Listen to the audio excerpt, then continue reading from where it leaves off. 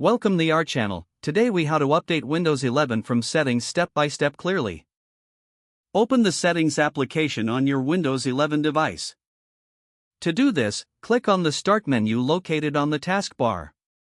Select the gear icon to access the settings.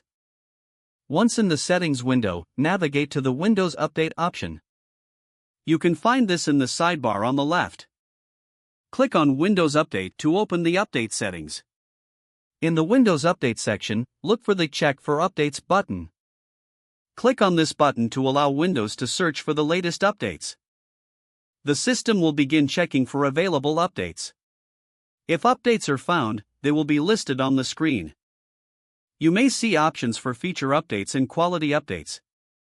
Choose the updates you wish to install. Next, click on the Download button and wait for the updates to download completely. Once the download is finished, you may see an Install button. Click on Install to begin the update process. This process may take some time, so be patient. After installation, you may need to restart your computer. If prompted, click Restart Now to finish the update.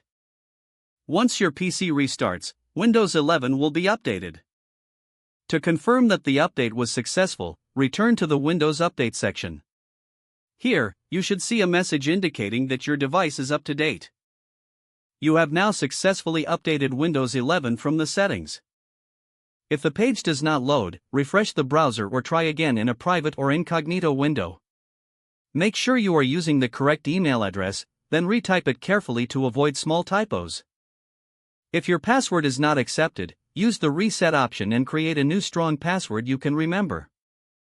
Check your spam folder for verification or security emails, then complete any requested confirmation steps. Enable two-factor authentication if available to improve account security and reduce unauthorized access risk. Don't forget to like this video and subscribe to our channel for more step-by-step tech guides.